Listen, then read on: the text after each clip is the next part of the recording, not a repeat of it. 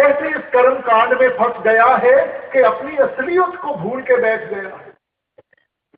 और ये मैल कोई सिर्फ अब की नहीं है, जन्म जन्म की इस मन को मन लागी काला होया क्या।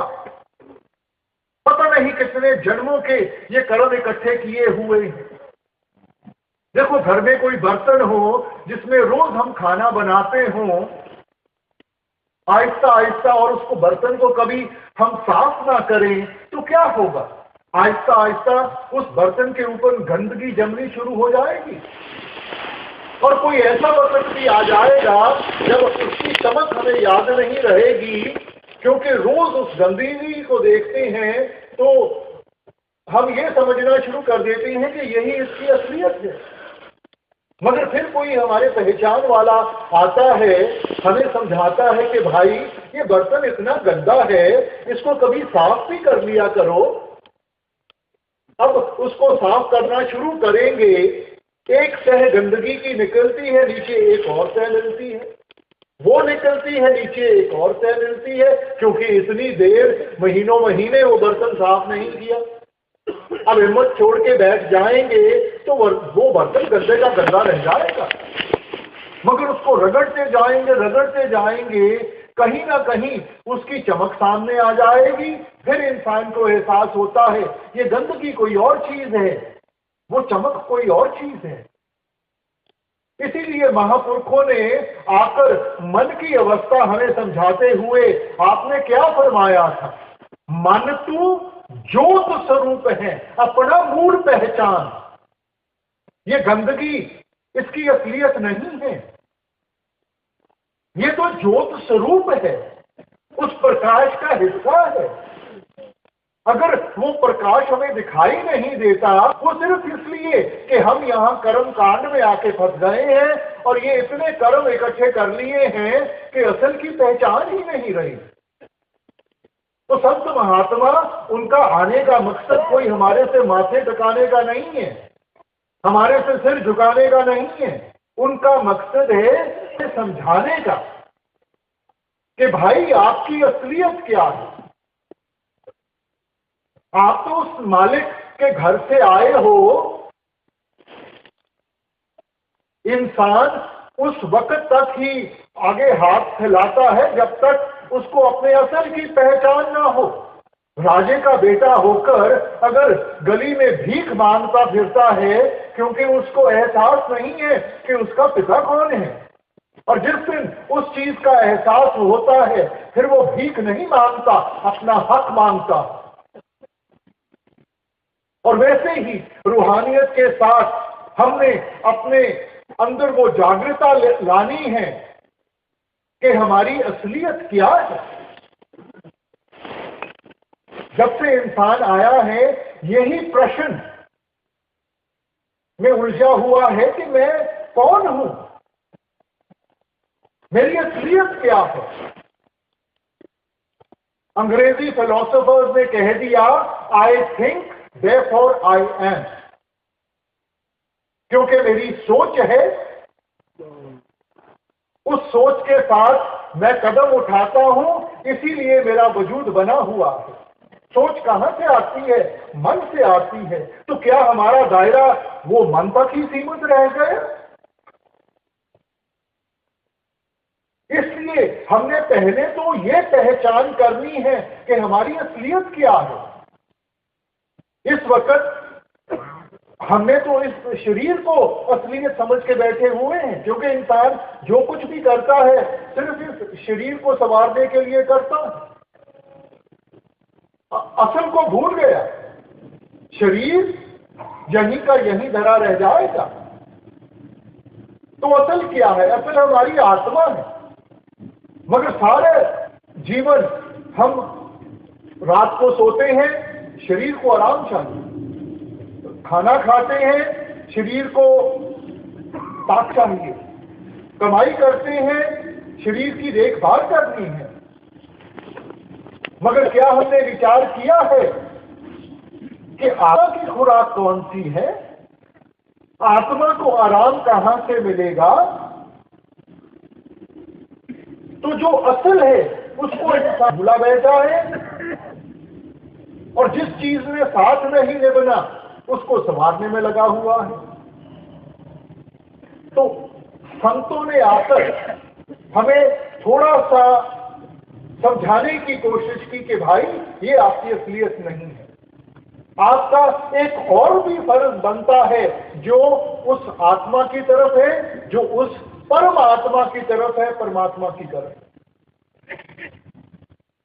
मालिक ने अगर इंसान को उत्तम से उत्तम जामा दिया है तो किस लिए दिया है?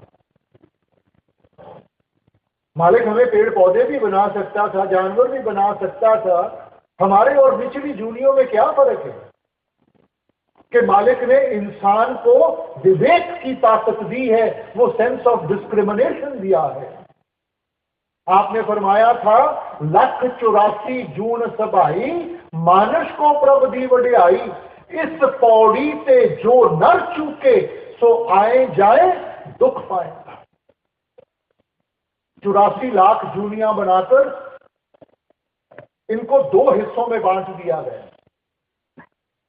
एक कर्म जूनी है, दूसरी भोग जूनी है।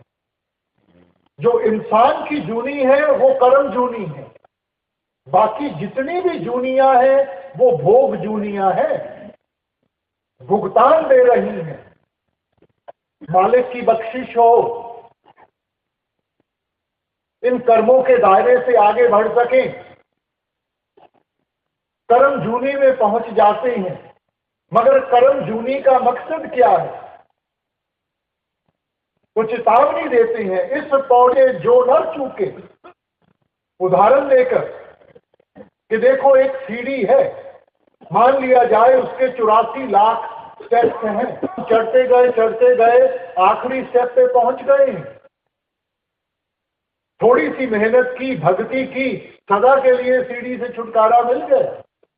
मगर आखिरी स्टेप पे भी आकर अगर हमारा पैर फिसल गया, पता नहीं कहां जाके जन्म मिलेगा, कहां जाके सहारा मिलेगा, उस अवस्था में मालिक की भक्ति का मौका मिले ना मिले।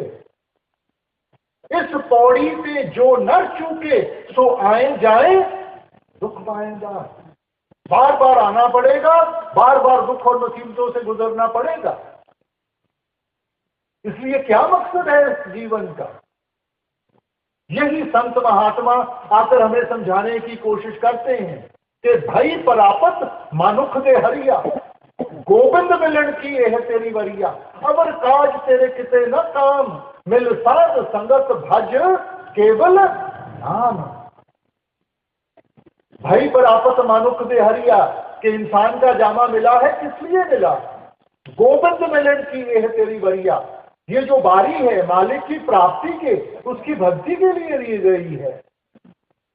अवर काज तेरे कितने ना काम, जिन चीजों में हम फंसे हुए हैं उन्होंने लेके नहीं लगना, वो यहीं की यहीं धरी रह जाएंगी। ये सारे औहदे, ये धन दौलत, ये रिश्ते नाते यहीं के यहीं धरे रह जाएंगे। इनका ताल्लुक शरीर के साथ है, शरीर यहीं रह जाएगा।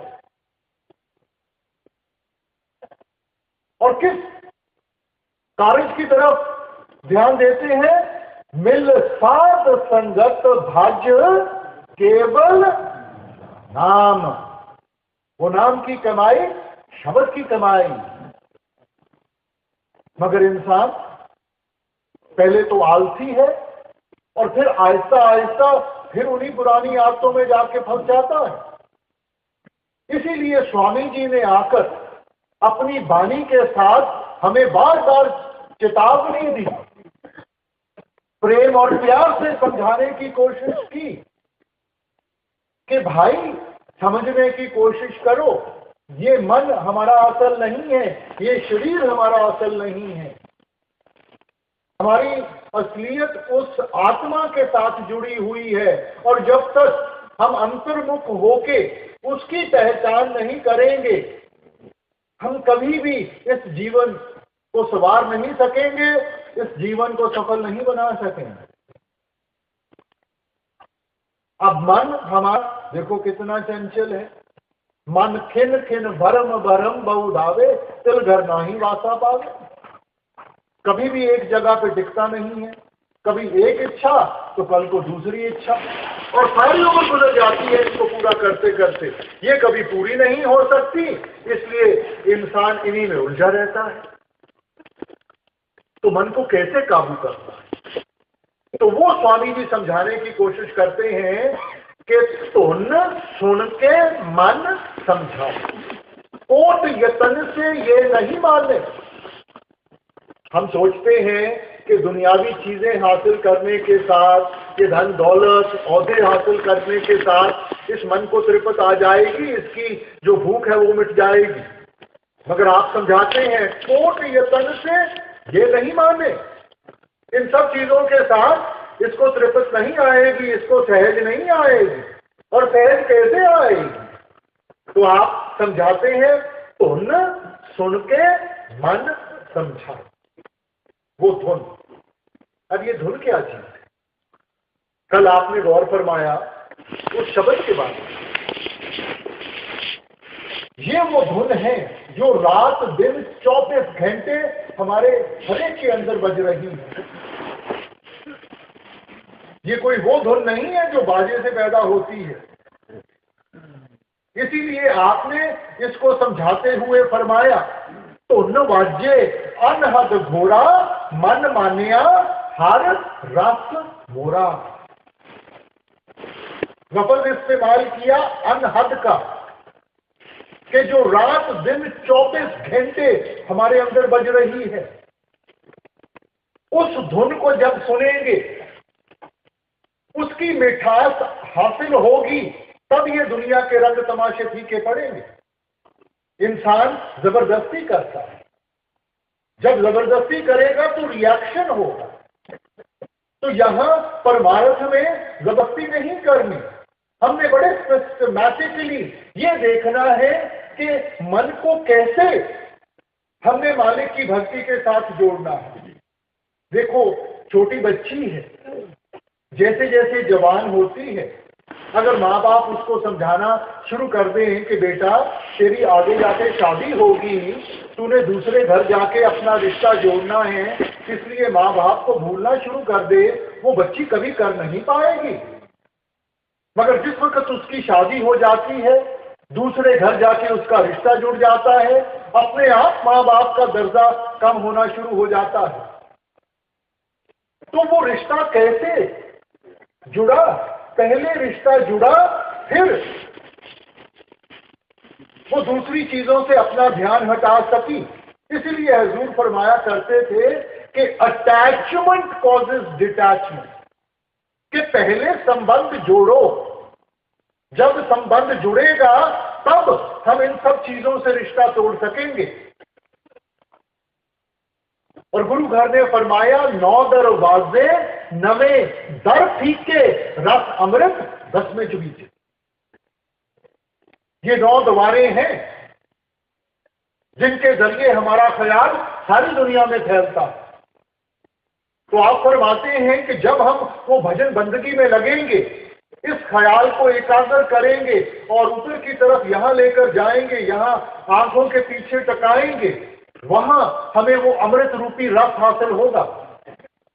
उस रस को इंसान पिएगा। तो कल आपने फरमाया मन पीवे पाए सुभाए रे, उसको पीता है, वो इसको भाता है, इसको अच्छा लगता है, तब ये सहज अवस्था की तरफ जाता है, तब दुनिया के रंग तमाशे फीके पड़ते हैं। जब इसको असल चीज हासिल हो जाए तो फिर ये दूसरी चीजों की तरफ ध्यान नहीं देगा। 9 दरवाजे नवे दर फीके रस अमृत 10 में चुबीचे। जब वो रस हासिल हो गया तो दुनिया के सब रंग तमाशे फीके पड़ जाएंगे। इस वक्त जब हम रूहानियत में कदम रखते हैं, क्योंकि सत्संग में ये चीजें समझाई जाती हैं कि हमारे लिए क्या अच्छा है क्या बुरा है, हम सोचते हैं कि चलो मन को जबरदस्ती इनसे हमने दूर करना है, मगर जबरदस्ती करेंगे मन रिएक्ट करेगा और उतना जोर पकड़ के दोबारा उन्हीं चीजों की तरफ भागेगा। इसलिए हमने ऐसा रास्ता अपनाना है कि भजन बंदगी शुरू करें। जैसे जैसे भजन सिमरन में बैठेंगे अंदर से वो रस आएगा, उस रस के साथ अपने आप हमें अंदर से वो प्रेरणा मिलेगी, ताकत मिलेगी कि हम इन चीजों को पीछे छोड़ सकें। सो एक सिस्टमैटिक अप्रोच होनी चाहिए। ये नहीं कि आज से मैंने ये नहीं करना, ये नहीं करना, ये नहीं करना।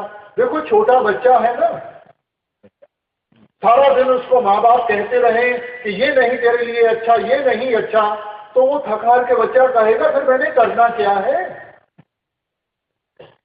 मगर सुबह उठता है, आप उसको स्कूल भेज दो, वापस आता है, थोड़ा सा वक्त खेल में गुजार ले, फिर बैठ के होमवर्क कर ले, फिर कोई हॉबी ले ले, और सारा दिन उसका ऐसे गुजर जाता है कि रात को जब बिस्तर पे लेटता है 2 मिनट में सो जाता है।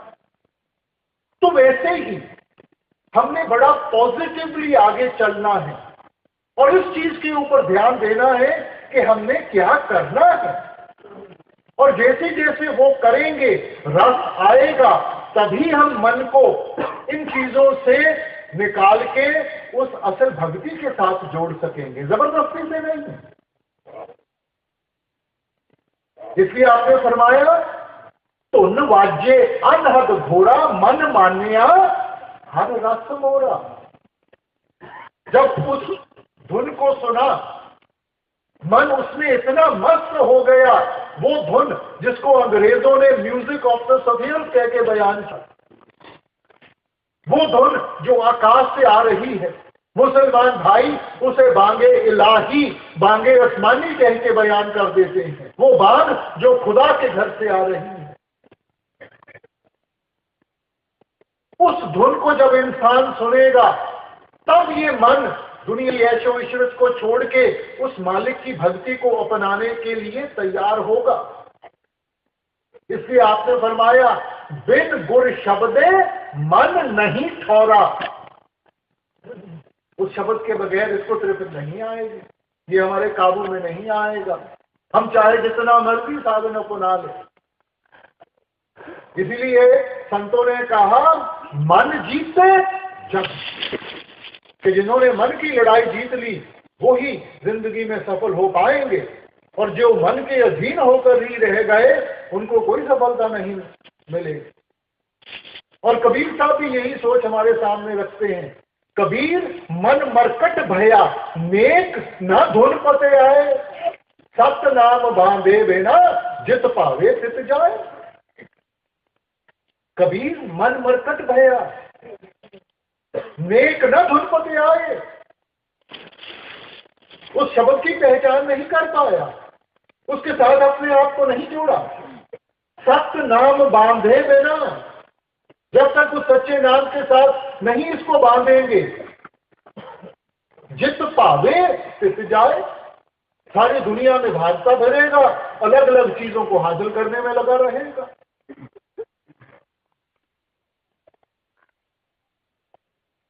इसलिए समझें, देखो पुराने जमाने में ऋषि मुनि आए,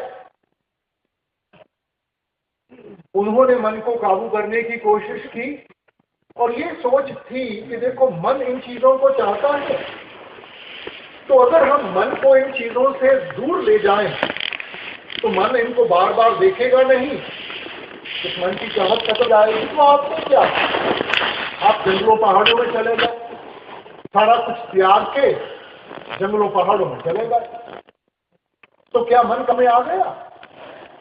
वहां बैठ के जितनी भी आपने जो कुछ भी किया उसके साथ रिद्धियां सिद्धियां जरूर मिल गई, मगर मन ने तो जब अपना नाच नचाया, इतिहास खोल के देखें, किसी को काम ने मार गिराया, किसी को क्रोध ने मार गिराया, मन तो फिर काबू में नहीं आया, क्योंकि मन तो जहां भी जाएंगे मन साथ में जाएगा। और क्या छोड़ा फिर आपने? वहां जाकर भी रोटी तो फिर भी चाहिए थी, सिर ढकने के लिए छत फिर भी चाहिए थी, बदन ढकने के लिए कपड़े तो फिर भी चाहिए थे। अपनी मेहनत की कमाई छोड़ी, दूसरों के ऊपर मोहताज हो गए, उनसे मांग के खाना पड़ा तो उनके भी कर्म उठाने पड़े। छोड़ा क्या फिर? आजकल के दौर में नई फिलॉसफी आ गई, वो दूसरी तरफ पहुंच गई। उन्होंने कहा मन ये सब चीजें मांगता है तो मन को देना शुरू कर दो। उनकी ये सोच थी कि कहीं ना कहीं तो मन इन सब चीजों से थक जाएगा। देखो छोटा बच्चा है ना, उसको कोई चीज पसंद है, उसको देते जाओ, वो खाता जाता है, कहीं ना कहीं पेट भर जाता है, मगर मन नहीं भरता। और खाएगा तो उल्टी आ जाएगी, फिर उस चीज को देखना दोबारा नहीं करता। मगर वो भी इस मन की ताकत को पहचान नहीं पाता, क्योंकि मन तो एक अंधा कुआं है। जितना मन को दोगे उतनी ही मन की चाहत और बढ़ेगी। देखो राजे महाराजा आए, कितनी धन दौलत इकट्ठी की, क्या उनकी भूख मिट गई? इतनी औरतों की जिंदगी बर्बाद कर दी, क्या उनकी प्यास खत्म हो गई? बड़े बड़े डिक्टेटर आए, उन्होंने सारी हुकूमत एक मुट्ठी में बंद करने की कोशिश की, क्या उनकी भूख मिट गई? मन की तो ऐसी अवस्था है कि जितना दोगे उतने उसकी प्यास और भूख और बढ़ेगी। इसलिए आप कहते हैं ना सुख विच गृहस्थ दे, ना सुख छड़ गया। सुख है विच विचार दे, समता शरण पे आ। ना भोगी बन के और ना त्यागी बन के। भोगी बन के सोचेंगे मन काबू में आए, नहीं आएगा। त्यागी बन के सोचेंगे मन काबू में आएगा, नहीं आएगा, रिएक्शन होगा। इसलिए आप कहते हैं सुख है विच विचार दे। जब तक हम अपनी विचारधारा को ठीक रास्ते पे नहीं लाएंगे, इन चीजों को अच्छी तरह समझ नहीं पाएंगे। और ये सोची कहां से मिलेगी? आप आते हैं संता शरण पे, यहां उन गुरुमुखों की संगत में जाकर वो हमें समझाते हैं, वो साधन बताते हैं कि हमने कैसे इस मन को काबू करना है और कैसे उस मालिक की भक्ति में अपने आप को लगाना है। मगर इंसान बाहरमुखी हुआ बैठा है। तो इंसान कौन कौन से साधन अपनाता है? तो स्वामी जी बड़ा सिस्टमैटिकली हर एक चीज को लेते हुए हमें समझाने की कोशिश करते हैं कि उसका दायरा क्या है और उसमें से हमें कितना मिले। योगी जुगत कमावे अपनी, ज्ञानी ज्ञान कराई। तपसी तप कर थाक रहे हैं, जती रहे जतलाई। अब स्वामी जी फरमाते हैं जोगी जुगत कमावे अपनी। तो क्या भग में कपड़े डाल के कोई जोगी बन जाता है?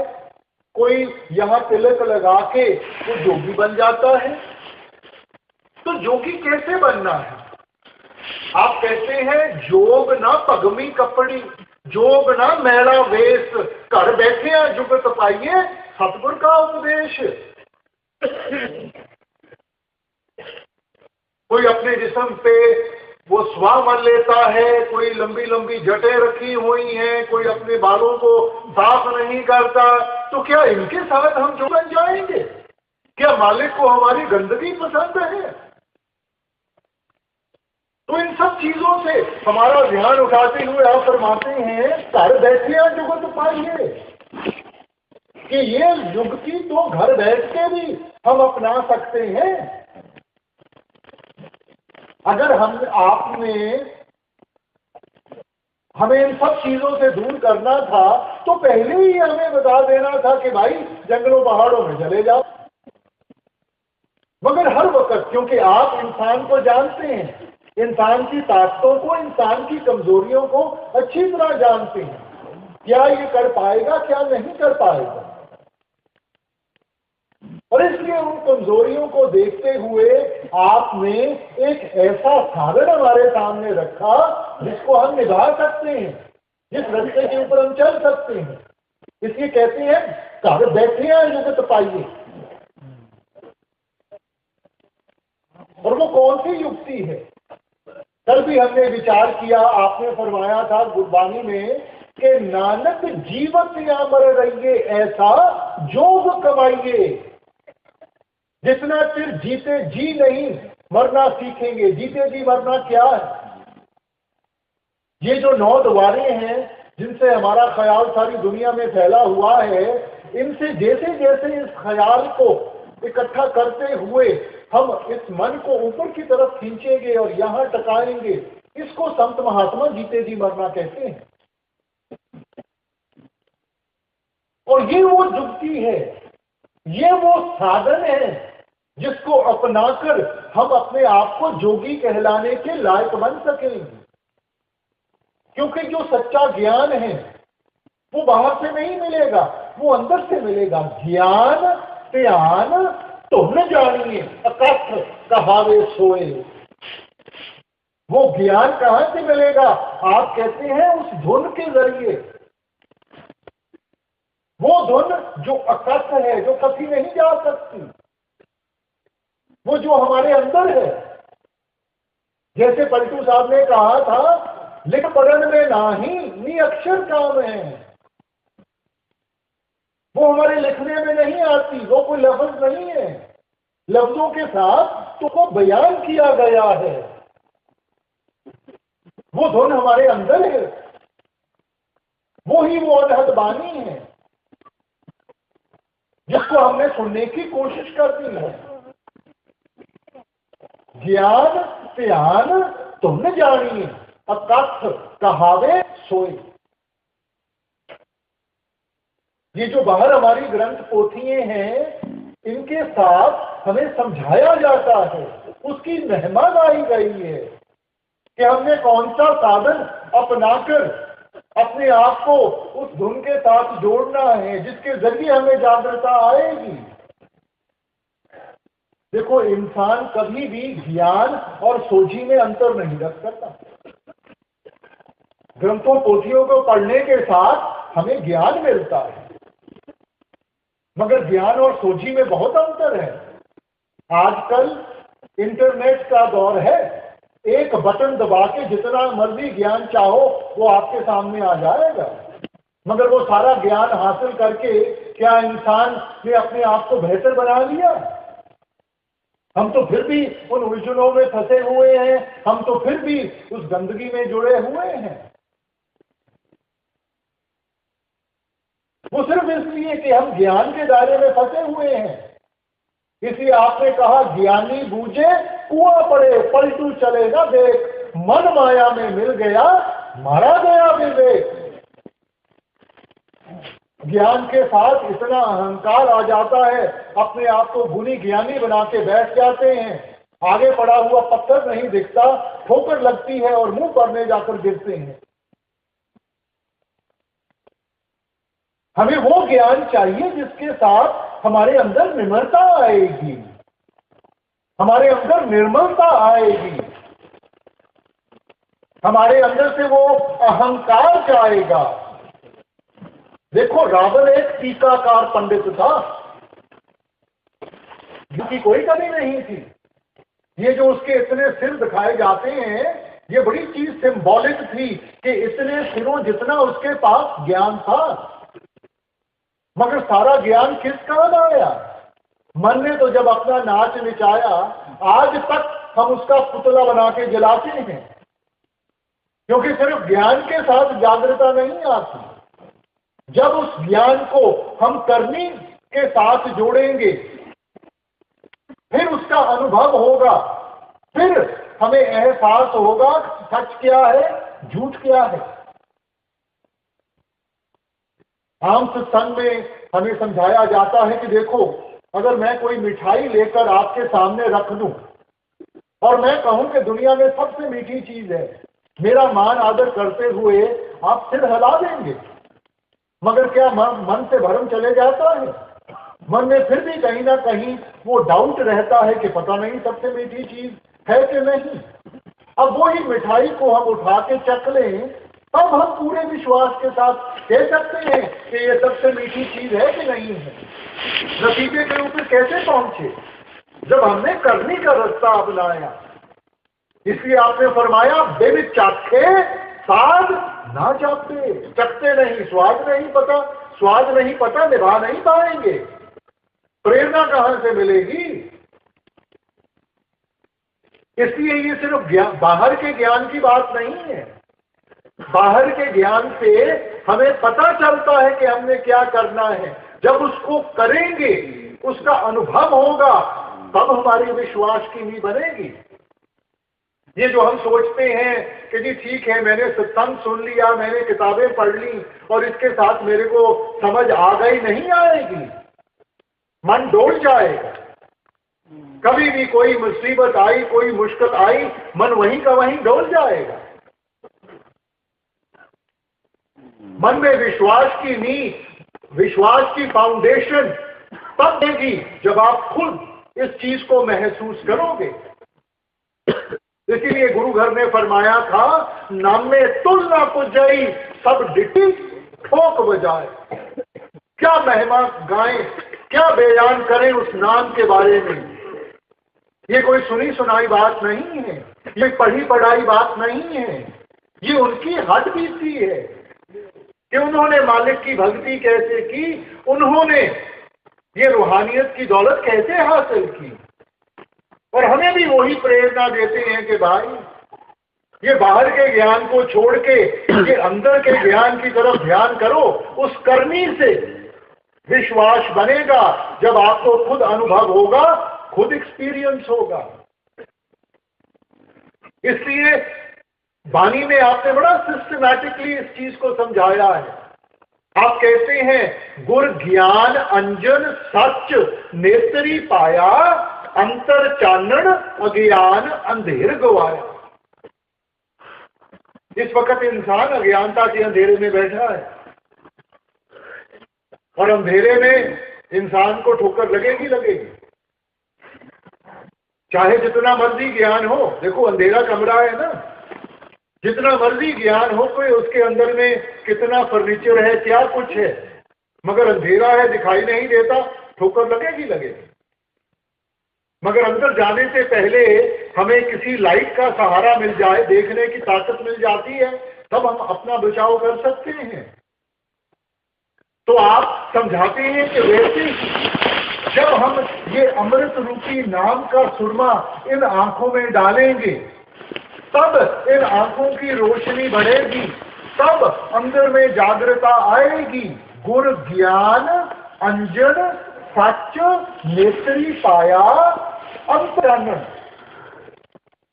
अंदर का चानन, बाहर का नहीं। अंतर चानन अज्ञान अंधेर गवाया।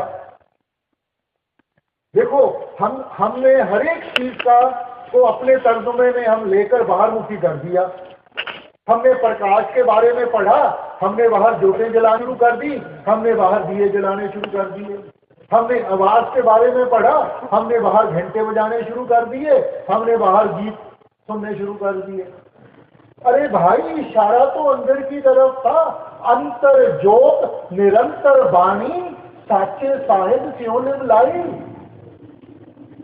वो अंदर का प्रकाश। क्राइस्ट ने भी यही समझाया था, if thine eye be single, thy whole body shall be full of light. जब इन दो आंखों को बंद करोगे, उस तीसरी आंख को खोलोगे, तो आप फरमाते हैं आपका सारा जिस्म उस नूर के साथ भर जाएगा। देखो ये चीजें सिंबॉलिक है। प्रकाश का मतलब है जागृता, अंधेरे का मतलब है दिखाई नहीं देता। तो जागृता इंसान में कैसे आएगी? जब अंदर से प्रकाश हासिल होगा, अंदर से वो जागृता आएगी। ये बाहर दिए जलाने के साथ, ये बाहर जितने मर्जी बत्तियों का सहारा ले लें, हमारे जीवन का अंधेरा नहीं दूर हो पाएगा। और वो सच्चा ज्ञान है कहां? तो आप कहते हैं गुर ज्ञान पदार्थ नाम है, हर नामों दे छुड़ाए। सच्चा ज्ञान कौन सा है? गुर ज्ञान पदार्थ नाम है, हर नामों दे छुड़ाए। जिस प्राप्त सोलय गुर चरनी लागे आए। वो किस चीज की बख्शिश करते हैं? वो नाम की। नाम ही वो ज्ञान है, नाम ही जागृत है। गुर ज्ञान पदार्थ नाम है। हर नामो देह छुड़ाई, और उस नाम की कमाई के साथ इस देह के बंधनों से छुटकारा मिलेगा। मगर फिर आपने अपने स्टेटमेंट को क्वालिफाई कर दिया, जिस पर आपत सो लए, जिस ऊपर आपकी दया का हाथ हो वो ही कर पाएगा, नहीं तो अंधेरे में भटकते रहते हैं सारे। दुनिया में ग्रंथों पोथों की कोई कमी नहीं है, संतों महात्माओं की कोई कमी नहीं है, कमी है जागरूकता की है।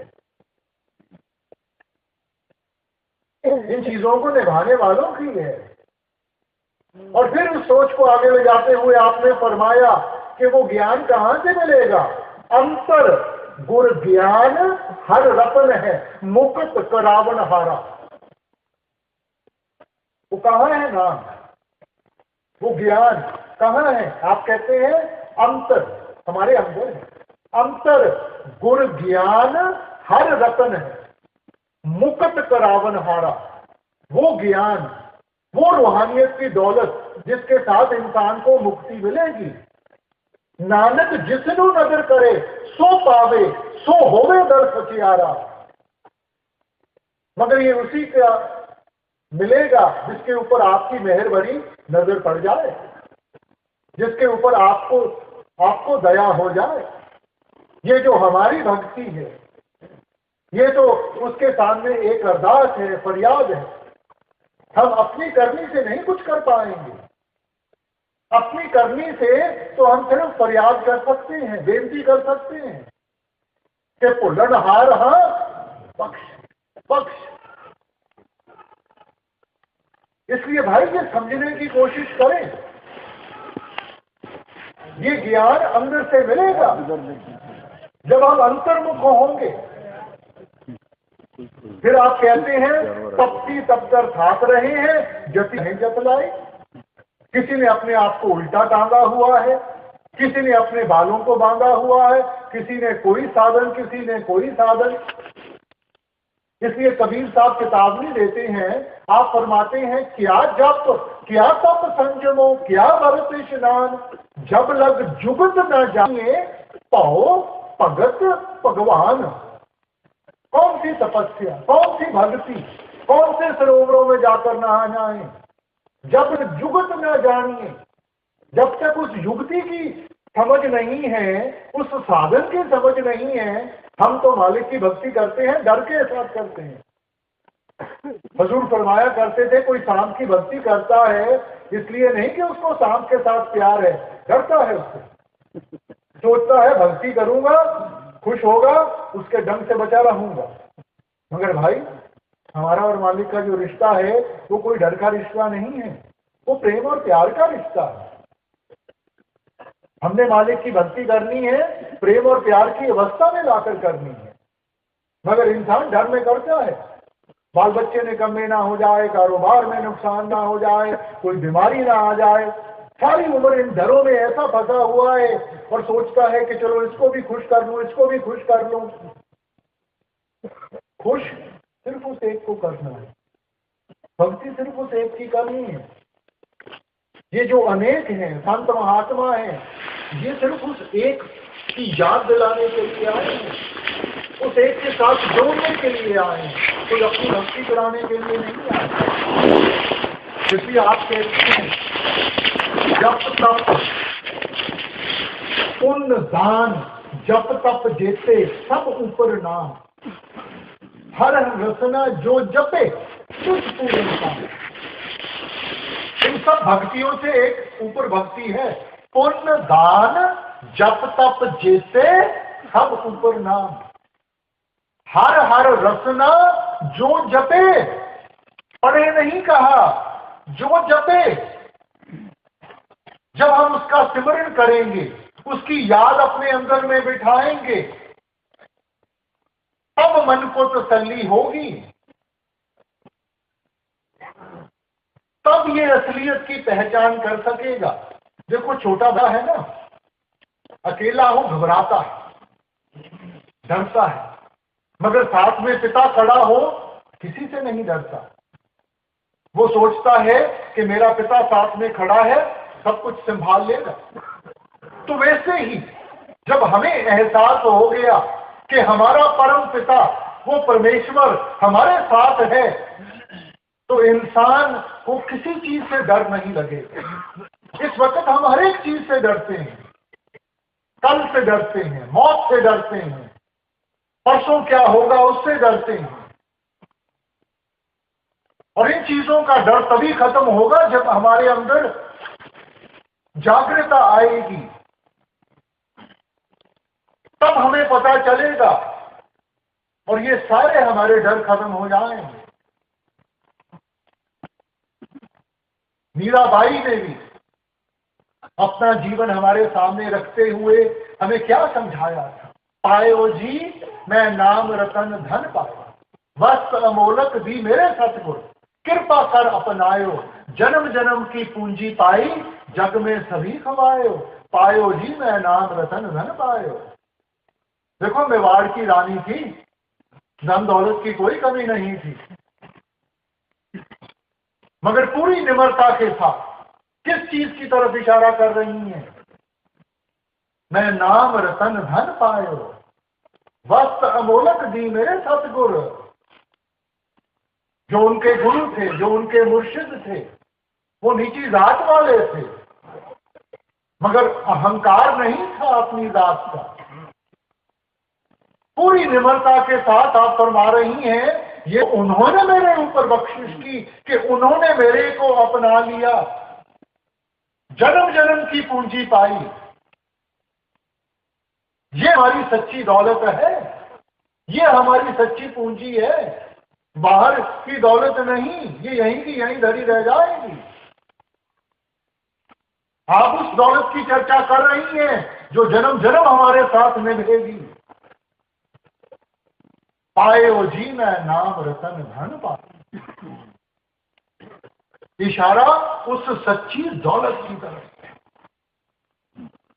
जो हमारे अंदर है। अब आगे स्वामी जी जो समझाने की कोशिश कर रहे हैं उसको बड़े ध्यान से सुनना है, क्योंकि हम फिर बाहर मुखी हो जाते हैं, बाहर की चीजों में फंस जाते हैं, और ये हमारे सत्संगियों के लिए ये तुक बहुत जरूरी है। अब देखिए क्या कह रहे हैं। ध्यानी ध्यान मानसी लावे, वह भी धोखा खाई, पंडित पढ़ वेद बखाने,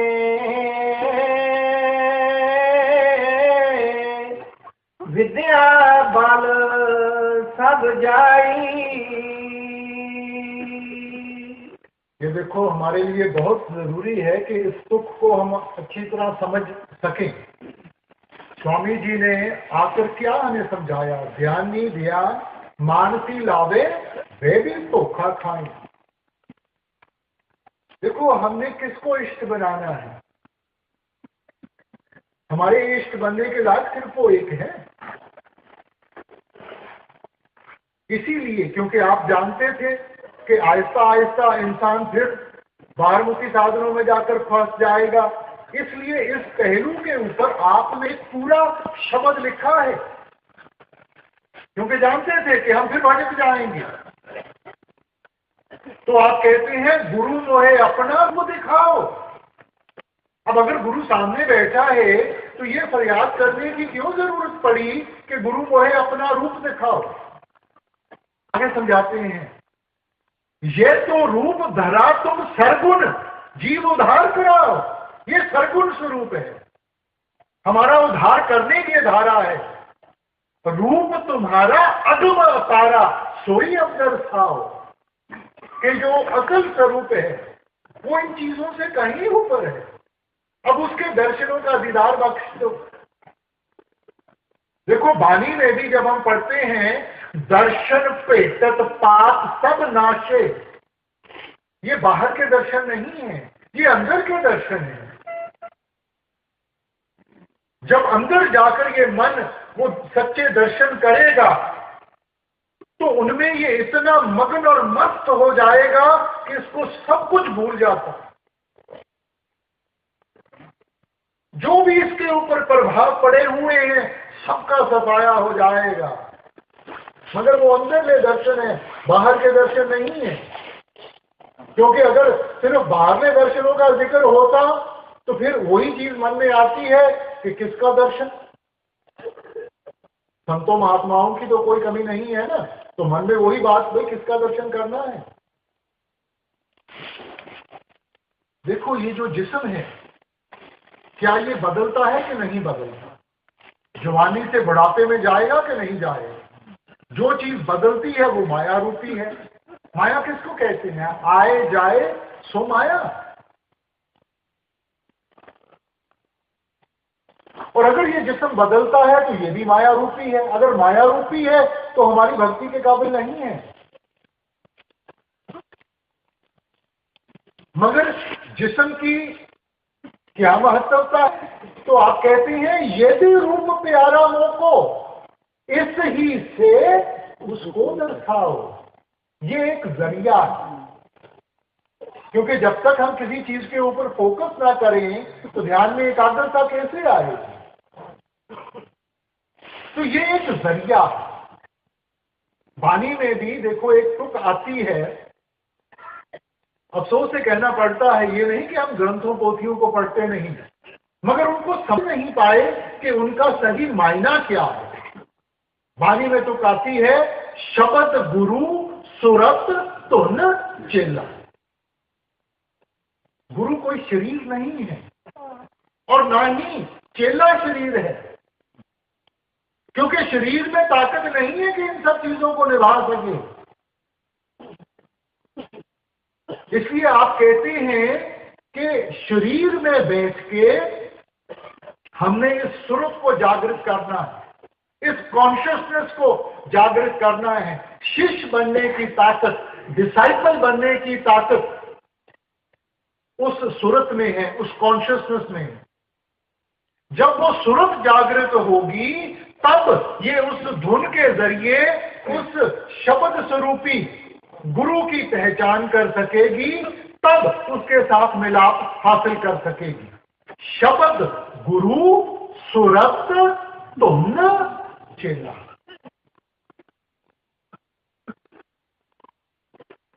कोई कसर नहीं छोड़ी समझाने की। शरीर सिर्फ एक जरिया है, शरीर धारा है, क्योंकि उदाहरण बन के आए हैं कि अपने उदाहरण के जरिए समझा सके, दिखा सके। अब प्रॉब्लम मुश्किल कहां आती है? कहना बहुत आसान है कि उस एक की भक्ति करनी है, मगर उस एक को देखा किसने है? इंसान का दायरा तो छोटा है। जब तक हम किसी चीज को दे नहीं तो उसके साथ अपने आप को कैसे जोड़ेंगे? जब तक किसी चीज को महसूस नहीं करते तो उसके साथ कैसे अपने आप को जोड़ेंगे? क्योंकि जब मालिक के बारे में जिक्र होता है तो हमें यही समझाया जाता है कि उसका तो कोई रंग नहीं है, उसका कोई रूप नहीं है, उसका कोई निशान नहीं है। तो फिर ऐसे मालिक की भक्ति कैसे करेंगे भाई? तो ग्रंथों पोथियों को हम फिर खोल के देखते हैं कि हमारा और मालिक का रिश्ता कैसे जुड़ा है। मालिक ने सारी सृष्टि को बनाया, उस नाम के जरिए बनाया। नामो उपजे नामो बिरसे। तो हमारा और मालिक का जो लिंक है वो उस नाम के आधार के ऊपर है। वो नाम है कहां? वो हमारे अंदर है। इस देही विच नाम निदान है, पाइये गुर के हे तपा। वो हमारे अंदर है। तो हमारा और संबंध, देखो आपने किसी बड़े आदमी के पास काम लेकर गए हों, उस तक पहुंचना ही मुश्किल हो जाता है। तो फिर हम क्या करते हैं? हम किसी ऐसे इंसान को ढूंढते हैं जिसकी पहचान उसके साथ भी हो और हमारे साथ भी हो। फिर वो एक जरिया बन जाता है हमारे लिए। तो वैसे ही हमने वो जरिया ढूंढना है। तो यहां कौन सा जरिया है परमार्थ में? ये वो शब्द है, ये वो नाम है। तो जब हम अपना ध्यान अंतर्मुख करके हम अपने आप को उस शब्द के साथ जोड़ेंगे, वो शब्द हमारा लिंक बनेगा उस परमात्मा का। शब्द के साथ जागृता आएगी। शब्द वो ताकत है जिसने सारी सृष्टि को बनाया है। उस ताकत के साथ हमारी ताकत भी जागृत होगी। तब हम उस शब्द स्वरूपी परमात्मा की पहचान कर पाएंगे। तब उसके साथ मिलाप हासिल कर सकेंगे। तो बाहरले स्वरूप के साथ तो सिर्फ हमें समझाने के लिए आते हैं और उस शब्द के साथ जोड़ने के लिए आते हैं। उस शब्द के जरिए फिर हमने कमाई करनी है और आगे परमात्मा के साथ हमने अपना मिलाप हासिल करना है, क्योंकि शब्द ही परमात्मा है। शब्द गुरु। ईसाई धर्म में न्यू टेस्टमेंट में जब आप शुरू करते हैं, in the beginning was the word and the word was with God and the word was God. शुरू में देखो, शब्द का तर्जुमा अंग्रेजी जुबान में करें तो हम उसको वर्ड कहेंगे। शुरू में वो शब्द था, वो शब्द परमात्मा के पास था, वो शब्द ही परमात्मा था। उसकी पहचान करनी है और वो पहचान होगी जब हम अंतर्मुख होंगे।